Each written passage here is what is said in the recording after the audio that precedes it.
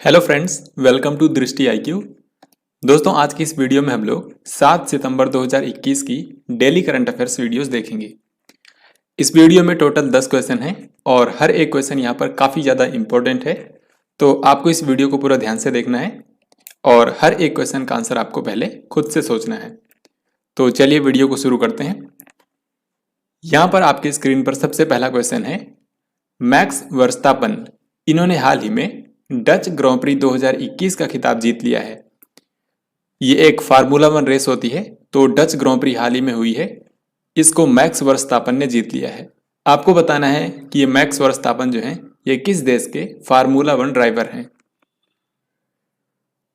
तो इसका जो सही आंसर है ये है नीदरलैंड। नीदरलैंड के ड्राइवर हैं मैक्स वर्स्तापन और इन्होंने हाल ही में डच ग्रां प्री 2021 का खिताब जीत लिया है। डच ग्रां प्री जो है, नाम से ही आपको पता लग रहा है, इसका आयोजन नीदरलैंड में किया गया था और नीदरलैंड के ही ड्राइवर मैक्स वर्स्तापन ने इसको जीत लिया है। इसके बाद दूसरा सवाल है, असेंडेक्स जो अभ्यास होता है ये भारत और किस देश के बीच में एक संयुक्त नौसेना अभ्यास है। तो इसका आंसर करना बहुत ही आसान है। यहाँ पर जो असेंडेक्स लिखा है इसमें AUS का मतलब होता है ऑस्ट्रेलिया। इसके अलावा IND का मतलब है इंडिया और EX का मतलब है एक्सरसाइज, तो इसका पूरा मतलब होगा ऑस्ट्रेलिया इंडिया एक्सरसाइज। तो ये जो ऑसेंडेक्स नाम का अभ्यास होता है ये 2015 से लगातार हो रहा है और हर 2 साल में इसका आयोजन किया जाता है। तो 2015 में ये फर्स्ट टाइम आयोजित किया गया था और अभी 2021 में इसका चौथा संस्करण शुरू हो चुका है। ये 6 सितंबर से लेकर 10 सितंबर तक चलेगा और इसको इस बार ऑस्ट्रेलिया की नौसेना होस्ट कर रही है। पिछली बार जब 2019 में हुआ था तब भारतीय नौसेना ने इसको होस्ट किया था और इस बार इसका आयोजन कर रही है ऑस्ट्रेलिया की नौसेना, जिसको बोला जाता है रॉयल ऑस्ट्रेलियाई नौसेना। तो इस क्वेश्चन में सिर्फ इतना पूछा गया था कि असेंडेक्स नाम का जो अभ्यास होता है ये भारत और किस देश के बीच होने वाला एक संयुक्त नौसेना अभ्यास है। तो आंसर होगा ऑस्ट्रेलिया। इसके बाद अब यहां पर अगला सवाल है, शिक्षक दिवस 2021 के अवसर पर कितने शिक्षकों को AICTE विश्वेश्वरैया सर्वश्रेष्ठ शिक्षक पुरस्कार प्रदान किया गया। तो हाल ही में टीचर्स डे यानी कि 5 सितंबर के अवसर पर भारत के जो केंद्रीय शिक्षा मंत्री हैं धर्मेंद्र प्रधान, इन्होंने all India council of technical education यानी कि AICTE के टोटल 17 टीचर्स को विश्वेश्वरैया सर्वश्रेष्ठ शिक्षक पुरस्कार प्रदान किया है। तो इसका सही आंसर होगा ऑप्शन सी। ये जो अवार्ड है ये सिर्फ AICTE के जो टीचर्स हैं उन्हीं को दिया जाता है इंजीनियरिंग और टेक्नोलॉजी की फील्ड में योगदान के लिए। तो इस बार ये 17 टीचर्स को दिया गया है। ऐसे आपको याद रखना है कि जो राष्ट्रपति रामनाथ कोविंद ने वो हर साल शिक्षक दिवस के अवसर पर नेशनल टीचर प्राइज प्रदान करते हैं और वो इस बार दिया गया है, नेशनल टीचर प्राइज इस बार दिया गया है टोटल 44 टीचर्स को। तो इन दोनों को ही आपको याद रखना है। निम्न में से कौन सा देश आगामी 9 सितंबर को 13वें ब्रिक्स शिखर सम्मेलन की अध्यक्षता करेगा। तो 9 सितंबर को 13वां ब्रिक्स शिखर सम्मेलन आयोजित किया जाएगा। निम्न में से कौन सा देश इसकी अध्यक्षता करेगा ये आपको बताना है।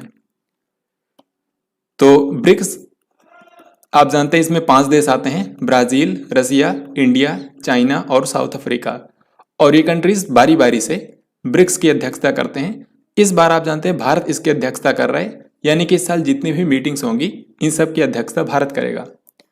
तो इस तरीके से इस क्वेश्चन का आंसर हो जाएगा ऑप्शन बी यानी कि भारत।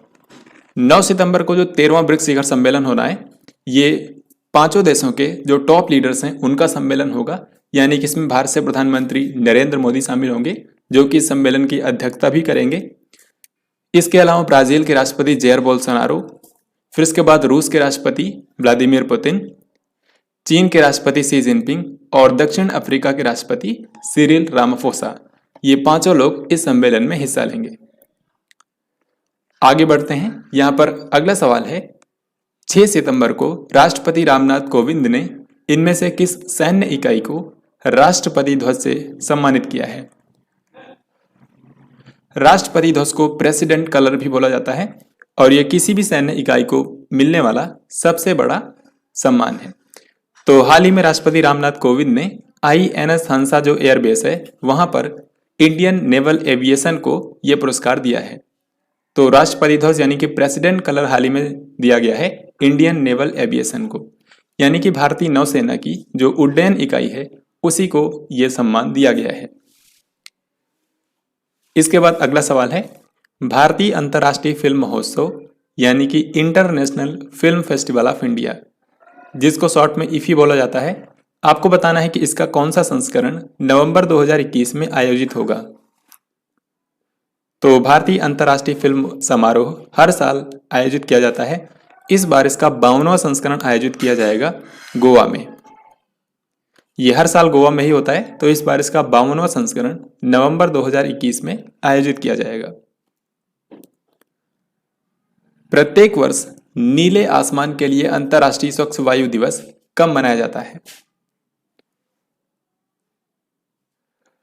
तो 2020 में ही इसकी शुरुआत हुई थी और इस बार ये सेकेंड टाइम मनाया गया है नीले आसमान के लिए अंतर्राष्ट्रीय स्वच्छ वायु दिवस। ये मनाया जाता है हर साल 7 सितंबर को, यानी कि आज के दिन 2020 में पहली बार मनाया गया था, इस बार ये सेकेंड टाइम मनाया गया है। इसकी इस बार थीम भी रखी गई है जो कि काफी महत्वपूर्ण है। इसकी इस बार थीम है हेल्दी एयर हेल्दी प्लैनेट,